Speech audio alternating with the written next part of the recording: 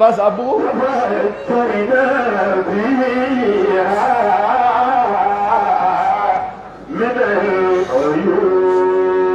Ǹjọ́ tí bàbá mi fẹ́ wá kéwú lọ́dọ̀ Àlàjí àgbà wọ́n ya pátáwọ̀ wà lẹ́yìn ní.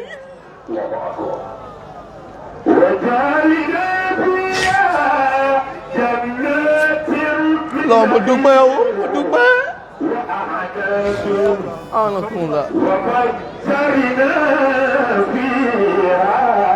Allahu akbar. Ọ̀rọ̀ Àlàjí àgbà mo fẹ́ sọ dáúrù Sheikhuna Kamaluddin al-adwar wal-athar al-adwar alladhi ba'adha al-allama fi ardi okun wa min taqatiha. Na hadhihi al-allama la'iba adwar fa'ala fi ardi okun. Inna al-islam qad tagalgala fi tilka al-mintaqa. Bàbá wa national mission àwọn wọlé yìí. Allahu akbar. Allahu akbar. Alhamdulillah.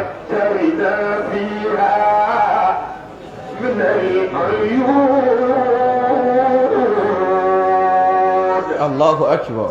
وجعلنا فيها جنات من نخيل وأعناب وفجرنا فيها من العيون. أكيد بابا national mission. وفجرنا فيها من العيون. eléyìí tí mo fẹ́ sọ òun náà ni tilka al-adwar allati la'ibaha hadha al-allama al-Ilori فضيلة الشيخ كمالودين الأدبي في منطقة أوكن وما جاورها حتى إلى أرض إكيتي وأندو فقد بدأت أكتب شيئا نسبة إلى هذا الموضوع. بابا Àlàjí àgbà nílùú Òkun impact bàbá Àlàjí àgbà nílẹ̀ Òkun òun náà ló wù mí kí n sọ̀rọ̀ ń pa ẹ̀. العديد من الناس يظنون أن المسلمين fi ardi okun talasha au talasha o kódà táwọn èèyàn bá wa pàdé wọ́n máa ń béèrè pé ibo lẹ ti wá. Mo pàdé professor Olóyèdé nínú flight lánàá a wá sọ̀rọ̀ wọ́n ń béèrè pé mo ti wá. Ìgbà tí mo sọ bí tí mo ti wá fún wọn wọ́n tún wá ń ṣe mọ̀. Mo wá wò pé kí ló ṣẹlẹ̀ kí ló ṣe wá. Bàbá Islam wọlé Òkun ní 1855 ìlú mi l'Ejukyi níbi tán bí mi sí ibẹ̀ ni Islam kọ́kọ́ wọ̀. Níjọ́hun a wà London Kwara State. Ingbo di 1991 ni IBB Ibrahim Babangida bàbá akún ló dá wa padà Sunday Kogi State. Èmi wá ṣe mo wá ń dùn mí pé èyí ṣe tán fi gbé wa lọ Kogi State mo sì fi wálẹ̀ Sunday Kwara. Islam wọlé Òkun kò wá sí mímọ̀ ń bẹ̀. Òun ló jẹ́ lọ lè mú wá pé wà ayatul lahumul ardul maytatu. Aridul maitatu lọ́lọ́run dá mi sí. Al-ardu lati laysa fiha al-islam. La ilaha illallah. Nínú àwọn tán jagun nílẹ̀ Niger nínú pé torí bí sákò ń bẹ̀ ló mú Islam wá. Nígbà tán mú Islam wá àfáàkún fáyàkún. Ó wá kú kí mọ̀ ó dé kò wá sí mímọ̀. Bàbá wa àfáàgbà Tajul Adabi ti kọ́kọ́ ṣiṣẹ́ tó délẹ̀ Òkun kí sí Àlàjí àgbà ó tó gbé tán. Ní population ilẹ̀ Òkun mo kàwé kan Ọláyínká Aliu ní University Ondo State Department of History and kíní kan mo ti gbàgbé Department of History and Diplomatic. Ó kọ̀wé náà ní 2012. Wọ́n pa arákùnrin náà ní Ọláyínká Aliu. Ó wá kóòtì Professor Mashood Jimba nínú ìwé ẹ̀. Professor Mashood Jimba sọ̀rọ̀ nípa ilẹ̀ Òkun àmọ́ ń bọ̀ wá bẹ́ẹ̀. Èyí tí Ọláyínká Aliu sọ ni mo fẹ́ kọ́kọ́ quote.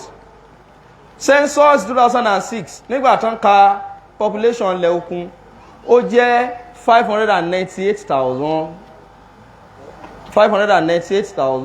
598,585 òun ni gbogbo population ilẹ̀ Òkun kódà àwọ̀ mílíọ̀nù jọ náà. Wọ́n wá ní percentage Muslim tó wà nílẹ̀ Òkun jẹ́ just 25%. Nínú àwọn ìlú táti wá rí Islam nílẹ̀ Òkun á rí l'Ejukyi, Ifẹ̀ Olúkọ̀tún, Ìsànlú, àlù ọ̀rànrè ìyàmóye ayégúnlẹ̀gbẹ́dẹ́ kàbà gbogbo àwọn tí ń wí ìdíṣe gbogbo àgbà àfáàbẹ̀ àdàbíyà ni.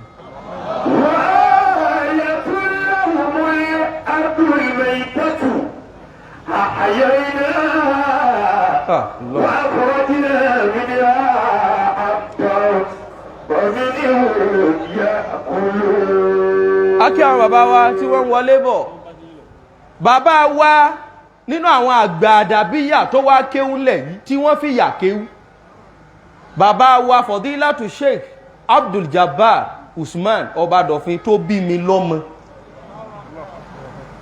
àti bàbá wa IB Mahmood tí wọ́n jẹ́ bàbá tó bí àfáwakún fáyàkúnnù lọ́mọ. Àwọn méjèèjì ń gbà wọ́n délé Àlájí àgbà tí bàbá rí pé ibi tẹ́ ti wá wàhálà yìí pọ̀ àgbà ti ń dé, wọ́n tì wọ́n lọ bá bàbá wa lóhùn mọ́ta. Wọ́n ní tí bàbá náà bá kọ igi ní kéwú yóò sì mọ̀.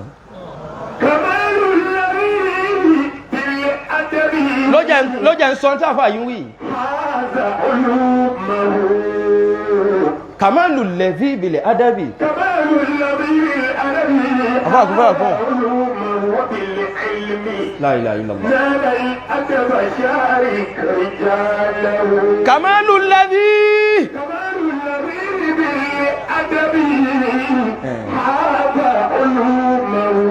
Òṣèlú sábó.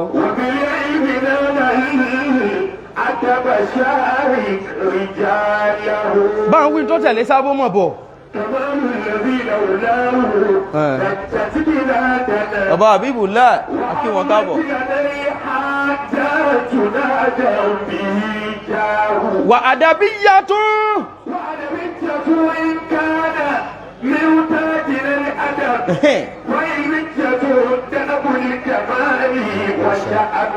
Bẹ́ẹ̀ni.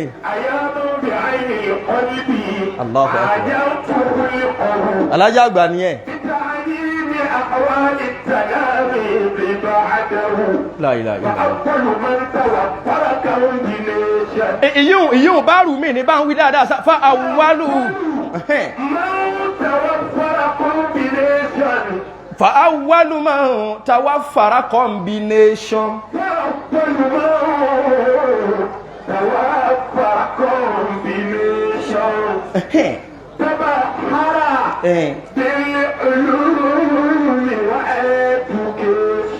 Tabahara bil ulumi wa education.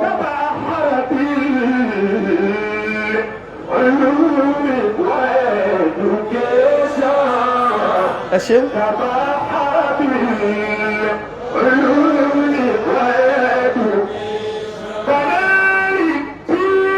Jami'atan. La ilaha illallah. ولاية بل بأقشار ويوفق بالولاية بل بأقشار وفي التاريخ مفتي انترسكشن وفي التاريخ مفتي انترسكشن مفتي انترسكشن أبو مفتي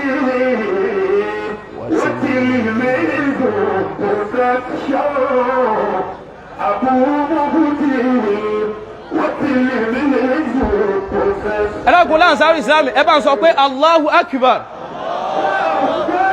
Alájà àgbàlá kọ́kọ́ ń bọ̀ wá bẹ̀yẹn. الذي جمع الذي استطاع أن يشتمل بين ثقافتين ثقافة العربية وكذلك ثقافة الإنجليزية. إن هذا الشيخ استطاع أن يتحدث باللغة العربية بفصاحة وكذلك يتحدث باللغة الإنجليزية بطلاقة. أول الشيخ إذا كان لديك مثله فأتي به. alájà àgbà nìkan ni.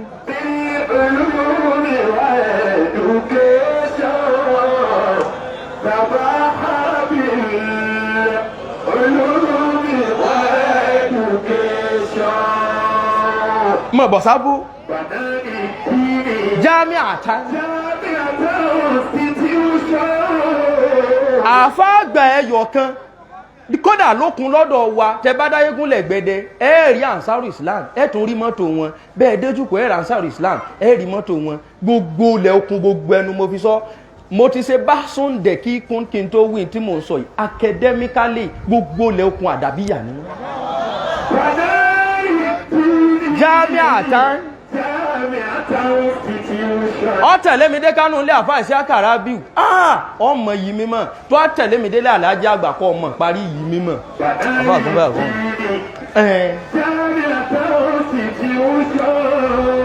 mo ti wí.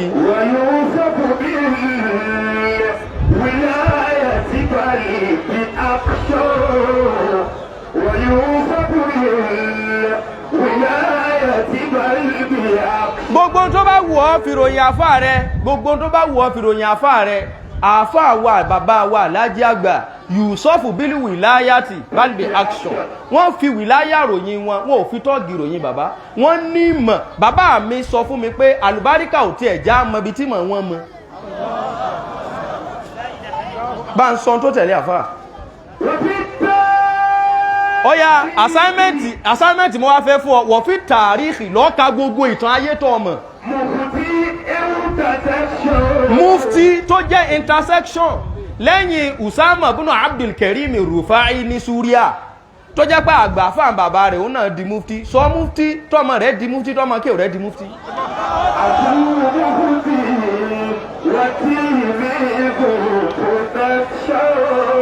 wọ́gọ́gù kò béèrè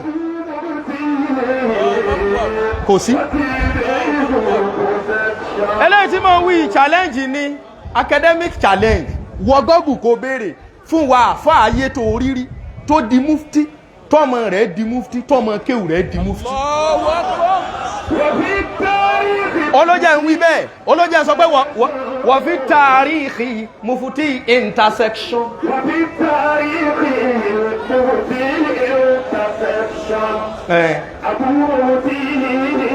Bàbá mufti abáwá sábó yọ̀dá mi láàrin ìṣẹ́jú méjì mo sọ̀rọ̀ kan lẹ́ẹ̀kan ẹjẹ́ ń dé tẹ́ bá wọ ìlú Èkìtì láti Oǹdó dé ìlú Èkìtì àdàbíyà ni tẹ́ bá wá dé Òkun lọ́dọ̀ wa chief imam Kaba town present chief imam ọmọ inú ilé family house náà wà yìí ni ìyíhun àkọ́kọ́ nínú àwọn ìlú tí Islam wà nílẹ̀ Òkun bàbá mi Sheikh Abdul Jabbar àgbà àdàbíyà ni tí bàbá oníwàásí àgbáyé wa tán wá séjúkù lọ́dọ̀ wa tó tún confirm pé àfẹ́ bìrà wúfì àfẹ́ àti ìsọ̀rọ̀ rẹ̀ fún yín nìyí.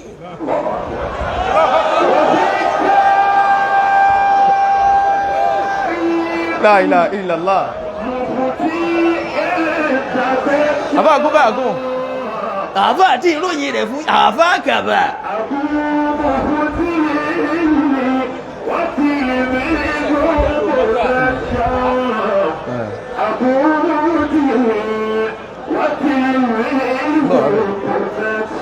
Bàbá mi fayé lẹ̀ wàláì àwa ọmọ wọn Ìlọrin kọ́ la ti kéwú wọ́n sì sọ fún wa pé gbogbo Ìlọrin tẹ́ bá rí àtobìnrin àtọlọ́kadà àáfàá yín ni bàbá wa ló gbèfẹ́ Àlájì àgbà sí wa lọ́kàn náà já mọ́ bí Ìlọrin ṣe tó náà já mọ́ bàlájì àgbà ṣe mọ́ kílẹ̀ pé kéwú bòmí ju ọ̀dọ̀ wọn náà lọ nígbà tán wá kú tán mo wá ń túnú kọ́ńbọ́ọ̀dù bàbá wa dékílékún classmate àwọn bàbá wa ni mo wá wò pé àwọn tíra tá a fi ń ṣe masters ní Jamia làwọn bàbá yìí ti parí ní lọ́dọ̀ Àlájì àgbà yìí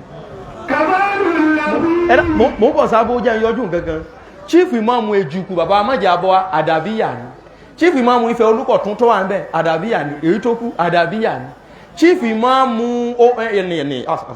ọ̀ràn rẹ̀ àdàbíyà ni Tààlù àdàbíyà ni Odò Èrí àdàbíyà ni Ìyàmóye Sùmùrà ni àdàbíyà ni.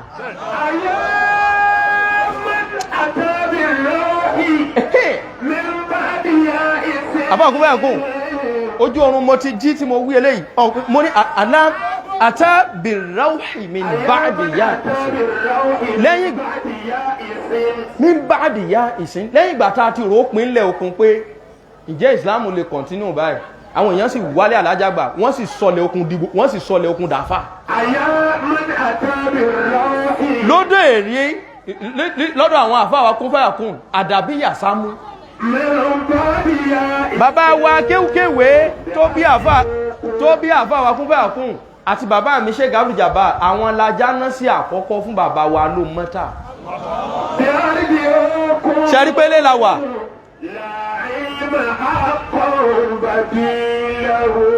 bàbá alájá àgbà àdúpẹ́ oore tẹ́ ṣe fún wa ẹjẹ́ fèdè lúwa sọ àdúpẹ́ àmọ́ lóore inú ilé yẹn ń dàrú bó lọ wí àbá kàmáàlù lẹ́bí kàmáàlù lẹ́bí àfáàgùn báyìí gúnnù àfáàgbà tẹ̀jí ní náà ni ń wí báhùn á inú ilé yẹn ń dàrú inú ilé yóò ní dàrú ní jẹ́ bẹ́ẹ̀ àwọn alájàgbà mọ́ sí àóre púpọ̀ nílẹ̀ òkun alájàgbà ṣe wá lóore púpọ̀ nílẹ̀ òkun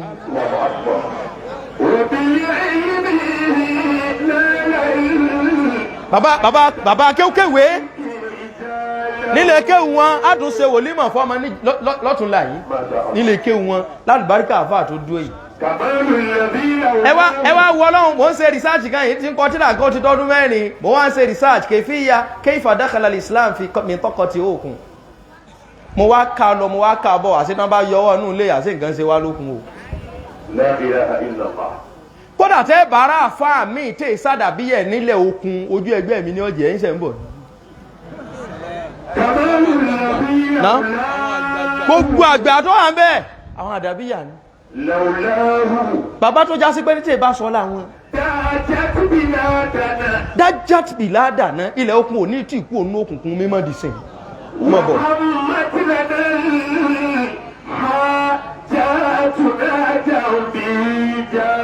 mo bọ́rò yẹn ni hamatilana hajjatu bàbá alájá àgbà ló bá fi mímọ̀ bí i bùkátà ààrẹ tí ń ṣe ìsìlámù ńlẹ̀ òkun hamatilana hajjatu kí ni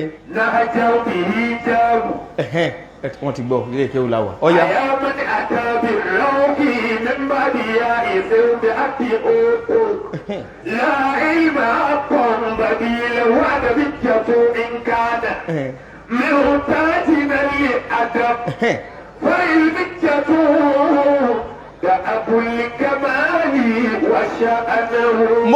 mo ní fa adabiyatun in kana min tajina li adab fa adabiyatun in kana min tajina li adab ìrọ̀rẹ́ mi rọ̀ sọ́fì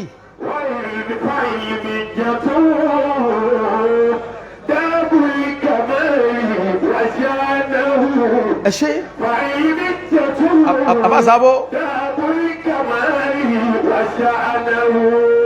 a tún lè pè ní wọ̀ṣáánù hù náà lè kéwù láwà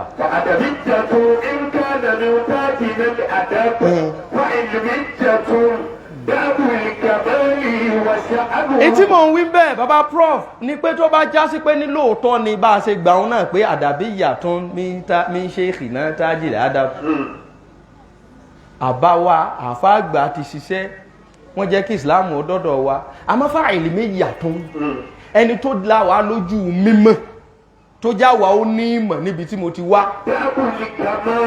bàbá alájá àgbà ní ibẹ̀ ni nínú àwọn àkọ́kọ́ àfà nílẹ̀ òkun tó wá kéwú lọ́dọ̀ alájá àgbà bàbá wa Sheikh Abdul Jabbar Usman Ọbadọ̀fin bàbá wa IB Mahmoud tó bí àfà àti bàbá wa Mustapha Lalu bàbá wa àrọ̀bání ìmáàmù ayétòrò gbẹ̀dẹ̀ bàbá wa chief ìmáàmù sọ́lù tò ní tó wà ń bẹ́ yìí tán jẹ́ classmate àfáàwà àgbà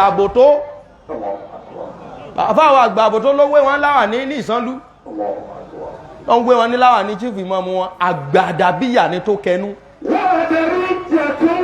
pẹ̀lú mímọ̀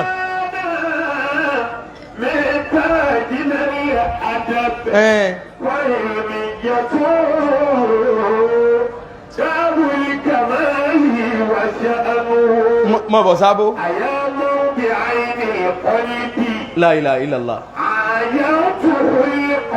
أيام بعين القلب عاينت خلقه الله أكبر ojú ọkàn ni mo fi imagine صورت أخلاق الشيخ كمال الدين بعين القلب فإنني ما رأيته لما كان في قيد الحياة ما رأيته قط والله ma indi hadhihi al-fursa mi ò l'opportunity láti rí wọn face to face wajhan bi wajhi lakin ra'aytuhu bi akhlaqihi لا إله إلا الله. wa dhalika kin ajisu li bayti أيام بعين القلب آيات خلقه. بمعنى رأيت خلقه بعين القلب. ما شاء الله. بتعيين أحوال التلاميذ بعده. بأخلاق تلاميذه عرفت أخلاقه.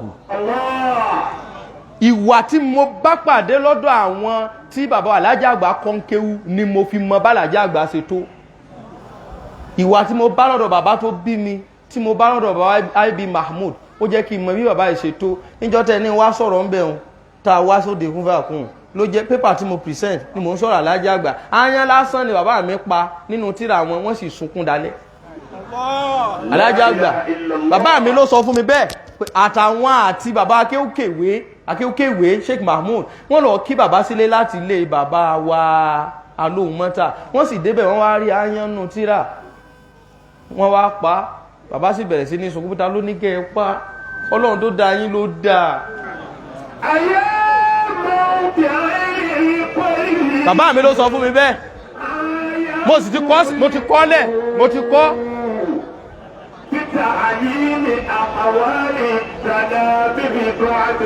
mi ò rí wà jàgídíjàgan lọ́wọ́ àwọn bàbá wa rí. Ìjọ kan mo ṣe wá sí kan lágbára mo wá rí kọ́ọ̀lù kan Sheikh Bukhari Musa wọ́n wá ń pè mí mo wá ní bàbá yìí náà lè perú àwa ẹ̀ adúpẹ́ arílé yà sí. February ni mo ní bàbá wa àgbà national missioner professor wa bàbá wa yára wọ́n wá Kánò lọ́dọ̀ wa wọ́n wá ní kí n sọ̀rọ̀ mo ní àbá fífá mi ma fahali yantiqu man fihi ma bó ní ṣe máa sọ̀rọ̀ níwájú yín wọ́n wá ní assignment ní ọ̀gbùdọ̀ mọ́ wí mo wá wí tán sọ̀kalẹ̀ wọ́n ní ọ̀dá ANSARU-ISLAM sọ̀rọ̀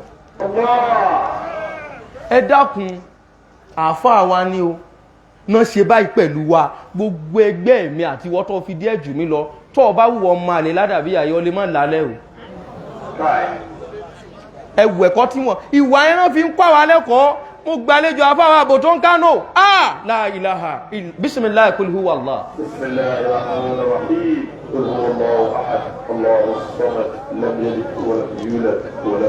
Afáwà Muhyiddin Aláyá tó jẹ́ àmírù ńgbà náà ní Bayero University lọ́dọ̀ wa wọ́n wá gbé àfáà àbò tó wá ní wọ́n fi fẹ́ǹsà mi gbé wọn káàkiri mo wá ń stọ́dì wọn nínú mọ́tò Ọlọ́run student láyé ibi tán gbàlejò bàbá yìí sí bí mo ṣe kéré tó ìwọ̀n ò lè gbàlejò mi síbẹ̀ kí n sùn mo wá wọ bẹ̀ẹ́nù mi wá bàjẹ́ wọ́n ní rárá o ibi tó fún wa náà la máa ń sun orí àga làwọn ajá náà sì wọ́n sùn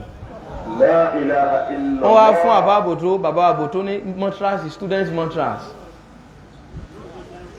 gbà yẹn mo wá lọ gba hòtẹ́ẹ̀lì kan tí ò nítumọ̀ káfà wa Sheikh Al-Mubarak tó tún já wọn gbà lọ́wọ́ mi tán tún mú wọn lọ sí nímọ̀ hòtẹ́ẹ̀lì mo wá ń stọ́dì bàbá yìí bẹ́yàn bá wo fídíò mi kan online mo ti sọ̀rọ̀ wọn níbi tí mo ti rí pé wọ́n ń lo fóònù amórítaná fóònù dẹ̀ ń lò ní sáà ẹ lo fóònù gidi wọ́n láwọn wọ́n rà fún mi mo sí tí mo bá ń bẹ̀ ó lè sọ mí dọmọ náà ló jẹ́ ń bùn yan. gbà tán wọ Facebook wallahi mo lẹ́lẹ́rìí o aláàyá ọ̀rẹ́ mi aláàyá lẹ́lẹ́rìí mi o àjọ wà nù mọ́tò ní tán sọ bẹ́ẹ̀ o àtàjá náà sì wọn ní mi ò lè ṣe ẹ̀wò ó wá jẹ́ kí n mọ̀ tilkal akhlaq allati istanbatuha min fadilatihi ó jẹ́ kí n mọ̀ ìwà tí bàbá Àlàjí Àgbà kọ́ wọn wọ́n è kọ́yàn lásán nú ọgbà yìí o wọ́n è kọ́yàn lásán bí faman yasa fa innama yuyasi bi nafsihi ẹni ọba yasa ilé yín lọ ti gbé wá o bá ń wíké wà fún àṣà ẹ̀ṣẹ́ òun náà ni wọ́n ń wí un mú dábí èyí tí wọ́n ń kọ́ wá ń yà yín làfà ń wí àmọ́ká tó lọ́bẹ̀ àfà ẹjẹ́ yíyan tán Dáúrù Alájà Àgbà nílẹ̀ Òkun ni mò ń wí wọ́n wá ṣe bẹ́ẹ̀ wọ́n wá fi lé wa lọ́wọ́ láwọn bàbá tó jáde àbí àtàn wá kéwú bí ìtàn déyàn mo sọ̀rọ̀ kan lẹ́ẹ̀kan nígbà tí mo bú sẹ́kún ìfẹ́ sọ́jú báwọn lọ ní níjọ́ tí bàbá mi ó wálẹ̀ yìí wọ́n yá pátá ọ̀rẹ́ wọn Aláàjì sá wọ́n wọ̀ bàbá mi ṣe jàbá kí ló sún wọn délé Alhaji àgbà ẹjẹ sáré wí láàrin ìṣẹ́jú kan. Wọ́n pe bàbá mi ní Ibrahim imam, àwọn náà jẹ́ ìmáàmù Èjùkù, wọ́n sì lò 55 years lórí imam. Àwọn náà kọ́ bàbá tèmi lálùkùránì, bàbá mi a máa wá dá wákà káàkiri, a máa ṣe wáàsí. Wọ́n á fẹsẹ̀ rìn láti Èjùkù ní Yàgbà East local government lọ sí Ìkàrẹ́. Wọ́n ní ọ̀rọ̀ tí mo fẹ́ sọ yìí mi ò mọ bàbá náà dò ní o. Wọ́n ní ẹnu bàbá mi mo ti gbọ́, wọ́n ní ẹnìkan jẹ́ Ṣéhù Tàǹbárùkù. Wọ́n lẹ́nìyẹn ń jẹ́ Ṣéhù bí mo dẹ̀ ṣe kọ́ sínú tírà tí nǹkan pa wọn nìyẹn. Qila anna hunaka alimun yusamma bitambaruku. Allahu akbar. Wọ́n lọ́mọ wọn ní. Allahu akbar. Oh, mo ti rí wọn, mo ti kí wọn. Wọ́n lẹ́nìyẹn yusamma bitambaruku. Kana sakinu fi aridi Ìkàrẹ́, ibẹ̀ náà ń gbé. Bàbá Jàbárù ìjọ́ mi wọ́n wà kẹ̀kẹ́, ìjọ́ mi wọ́n fẹsẹ̀ rìn. Every week, once in a week, ni bàbá mi ó wá fẹsẹ̀ rìn láti Èjùkù lọ sí Ìkàrẹ́ lọ gba àlílá yahuja bil muhasabi wanzila wọlá àtẹ̀bùkì yá àní àìfì ìmọ̀ta hawa. Ẹsẹ̀ kan wọ́n àti túmọ̀ ó túmọ̀ bọ̀ wálé. Ọ̀sẹ̀ tó next week tó tún tẹ̀lé wọ́n tún lọ fa akiri ń bí i magina tààrà manzila àhàkù ibadillahi bil majdi waliula. Wọ́n tún gbà túmọ̀ ó túmọ̀ bọ̀ wálé. Wọ́n wá gbà bẹ́ẹ̀ fóṣù mẹ́fà ni bàbá wọn bá wò pé wàhálà rẹ̀ pọ̀, o mọ̀ fẹ́ràn kéwù, tó bá fẹ́ rí kéwù tọ́lọ́hun ké kọrí sílẹ̀ Alhaji àgbà ńlọrin. Ní tó sún bàbá mi dára lẹ́yìn nù. La ilaha illallah. Àtàwọn àti bàbá tó bí àfàkúnfẹ́ àkúnyìn tó jòkó yìí tó sọ wọ́n dára lẹ́yìn nù. Wọ́n wá dé, wọn ò léèyàn, wọn ò lẹ́bí, wọn ò lára ńlẹ̀ yìí. Bára wọn ń ṣe, kódà àwọn àdúgbò tán lọ tọrọ bára wọn sọ fún wa. Wọ́n láwọn ó lọ lé òun kíjì pa. Wọ́n wá mú wọn jọ kan pé àwọn olè tí wá ń jẹ́dìyẹ wa gbé ní. Bàbá láwọn wá bú sẹ́kún, wọ́n bá sọ di wákà. Mo ti gbàgbé bí bàbá ti máa dáwọ́ kà ń jẹun, Ọlọ́run bá ń kẹ́ wọn. Bàbá Tẹ̀jídí ní ó máa wò mí báyìí, àwọn ọ̀nà ti wá kà ń. Ẹ wá jẹ́ ǹsán tó borí rẹ̀, bàbá mi fẹ́ràn fáwọn. Wàláì. Ìjọ Alhaji àgbà kú ní 2005, àwọn ń lé, wọ́n wá secondary school jọ náà, bàbá sì dúró báyìí, wọ́n sì rìn lọ, wọ́n lé wọn mú ni. Bàbá ní ó bí ẹjẹ́ mọ́ rìn lọ lọ́rin, àfáà mi náà ló kú yìí. La ilaha illallah. Bàbá mi wọ́n wá fún wa lásàímẹ́ǹt gbogbo tó wù kẹ́ dà láyé ẹ mọ́ fàdàbí yàlẹ̀ o. In ló mú bàbá wa Ṣéhù àgbà Tẹ̀jídí ní lọ kọ́ adúrú lé kéwú tán kọ́ sí Kogi ní gbogbo Kogi state lọ bèrè lẹ́niwẹ̀ sáàchẹ̀ ní net kò sírú lé kéwú táfà àgbà Tẹ̀jídí ní kọ́ séjùkù nílùú wa. Bílù ti kéré tó wọ́n sì kọ́ lé kéwú kèé ṣe àfikún o tó more than billion náà fi kọ́ lé kéwú náà. Ilé kéwú tó ní hostel ní o wọ́n sì kọ́ àwọn ará Sudan wá bẹ́ẹ̀ kán mọ́ wá kọ́ mọ́ ń kéwú. La ilaha illallah. Oúnjẹ ọ̀fẹ́ àwọn tọ́lábà àwọn àsátìsà owó tí bàbá àgbà Tẹ̀jídí ní ná nílé kéwù lọ́sẹ̀ ó lé 500,000 owó oúnjẹ lọ́sẹ̀ mo pè fún ọ. Wọ́n wà ń bẹ̀ báyìí ló kọ Alhaji àgbà ní gbogbo Kogi kò sírú ẹ̀ ló kọ Alhaji àgbà. Àfàgbà kún fẹ́ àkún wọ́n tún lọ lé kọ́rú ẹ̀ kan sódè rí bẹ́ẹ̀ ló kọ Alhaji àgbà. Assignment tán fáwa nù bí mo ti kéré mọ́ iná èmi náà ń ṣèkan alájà mẹ́ta ń Kánò ló kọ Alhaji àgbà. Ẹ bá níbẹ̀ lọ́hùn kọ́ lọ́hùn bá ń yọrí ẹ̀.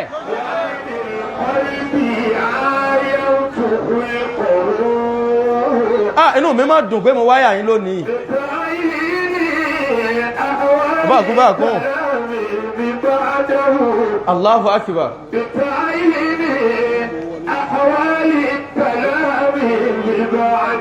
Ẹ jẹ́ manage time mi ń gbé máìkì ilẹ̀ mo dúpẹ́ àfá àgbà Tẹ̀jídí ní kí n bá wọn dúpẹ́ o ilẹ̀ Òkun dúpẹ́ wọ́n pẹ̀lú kan lógìdí nílẹ̀ Òkun Ògìdí Ìjùmú local government láti Kàbàlẹ́ ti wọlé ẹ ṣé Ògìdí Ìjùmú gbogbo olúwọn Àdàbíyà Àdàbíyà ni láyégúnlẹ̀ Gbẹdẹ àwọn zùmùrọ́ nọ́pọ̀ ń bẹ oníláwà ní mo wá ń ṣe rìsáàtì kan lẹ́ẹ̀kan mo wá pè àfàwà kan wọ́n ní rárá o sùmùrá ni wọ́n mú ìsàdàbíyà mo ní ẹ̀ka tàn àdàbíyà náà ní sùmúra. Masha Allah. Bí n ti ẹ̀ka tíra púpọ̀ mo ka kàmọ̀lìyà tí bàbá wa Lisanu tó jòkó yìí ṣe. Bàbá Sheikh Abdullahi Jibril àgbà wọn lálejò náà ń Kánò, mo ka kàmọ̀lìyà tu wọn, mo ka dáadáa, mo rí nǹkan bẹ́ẹ̀. Ìyíhùn nílẹ̀ òkun ìmọ̀ wá ń fẹjú ń bẹ̀. Bàbá lálùbáríkà yín ìjọ tí bàbá mi bímọ dórí tí wọ́n bí tán wọ́n sọ̀kan ní Tajudeen ń bẹ̀ ń lé báyìí. Òun ni director lè ké tí mo wí ó ti parí masters ẹ̀. Tajudeen bàbá mi ní àfáàgbà mo gbọ́dọ̀ bímọ tí ń sọ lóko Tajudeen. Lẹ́yìn rẹ̀ wọ́n wá bí Tawakalitu. Bàbá àgbà Tẹ̀jídí ní wọ́n sọ fún mi pé ìjọ tí wọ́n bí Tawakalitu wọ́n wá rán bàbá àgbà Tẹ̀jídí ní sí bàbá Jàbárù lóko, wọ́n wà nú oko pé màmá wa ti bímọ, wọ́n ní kí ló bí ọkùnrin àbóbìnrin, olóbìnrin ó ní rárá o, ẹni tí mò ń dúró dé ò tí ì dé, ìbí àfáà mi kí n tó kú. Ìgbà tí wọ́n sì wá bí èmi kékeré tí mo wá wájú yìí náà wá sọ mí ní Kamaludeen.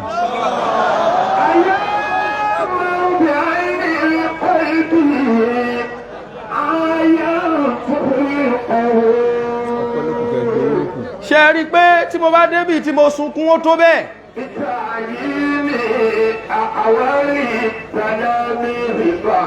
Nílẹ̀ ni tí ò ronú pé mo tiẹ̀ lè já àfáà láyé mọ́ wa. Àfáà bò bàbá náà ní kọ́ wa ń kéwú nílé. Bàbá mi wá ní jẹ́ ń ṣàdúrà kan fún ọ. Ìjọ́ tí mo parí kéwú lọ́dọ̀ Àlájì àgbà tí ń kú òun bẹ́ẹ̀. Bàbá oníwàásí àgbáyé ló mú di ọwọ́ àwọn mú lọ síwájú Àlájì àgbà pé àfáà kàbá ó ti parí ń lọlé. Wọ́n ní wọ́n ń wò wọ́n pé àfáà kàbá ó ń lọlé. Ó ti ń lọlé mọ́ ń lọ gbogbo ibi tó bá dé tọmọtọmọ láyé ayé ó mọ̀ yín láàfáà. Gbogbo àwọn ọmọ rẹ̀ ni ó sì dàfáà aláṣìkí. Gbogbo àdúrà tàlàjì àgbà ṣe fún bàbá Jàbárù ń jọun wọ́n sì lístì ẹlẹ̀ kò wá sí kan tí ò ti ṣe. Ìjọ́ tí mo rí obìnrin tó há Kùránì obìnrin mo rí mo lọ́lọ́ wọn lóbìnrin há Kùránì mo fẹ́ ha.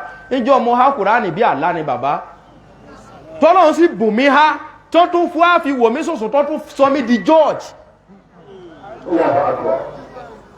tí parí masters. Mo wá l'opportunity láti study èdè Lárúbáwá. Mo study ẹ̀ ní FCE, mo tún study ẹ̀ ní university, mo parí the first degree, mo tún ṣe mí. Mo wá ń wò pé àsádùn àmọ́ gbà inú ilé yìí ò ní dàrú. Àfáà kún fáà kún ẹkú ìfọmọnìyàn ṣe. Àwọn aṣojú ti wá ń lẹ̀ inú káwọn mọ̀ ṣe lọrin káwọn mọ̀ ṣe Kánò káfà àgbà Tẹ̀jídí ní ó mọ̀ ṣe Jos káwọn yòókù mọ̀ ṣe Kogi gbogbo ẹ̀ náà Àdàbíyà ni.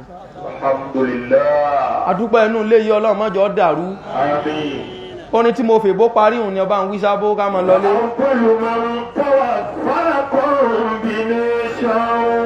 Awwalu man tawaffara combination.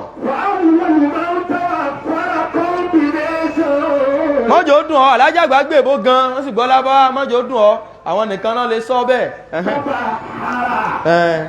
Wọ́n jìdò tábà hárà.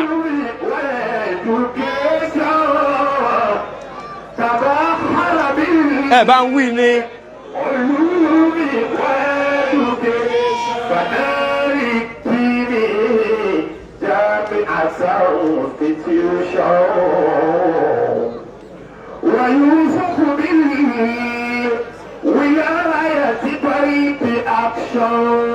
Banali dini Jami'ata institution. Àlájì àgbà ní university. Wọ́n kọ́ university. Allahu akbar. Wala al-akhiratu khairun laka min al-ula. Àlájì àgbà ọ̀rọ̀ fi bá lò. Wọ́n lójú wọn lẹ́yìn. Ilé wọn ò sì dàrú.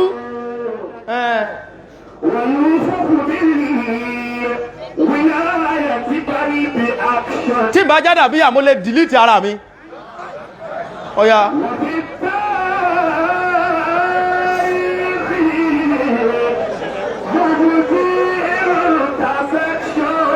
Ọlọ́dá bá táyé wá ibi ìlà fẹ́ yà sí. Wọ́n àti ẹ̀ ní wá mọ́. Abu Mufuti yìí.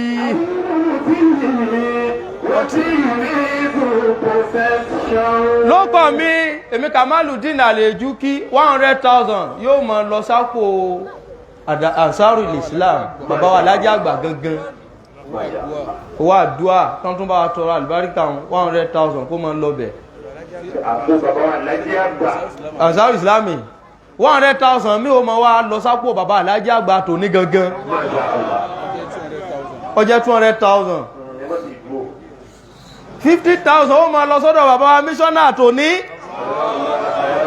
àbá àgún bá àgún kí ló wí àbá sábó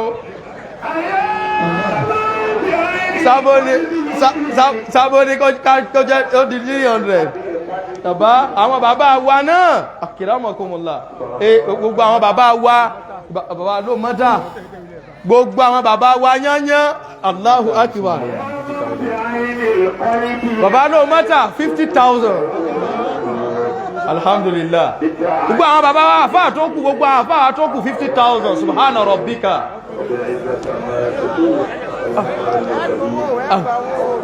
tó bá ń gbé pọ́ọ̀sì mi dákun jẹ́ ìmọ̀ mọ́wọ́ òun jáde náà báwọn náà àyà máa ń lọ́dọ̀ bàbá ẹgbà ẹ̀yìn lẹ́nu alhamdulillah ثم الصلاة والسلام على رسول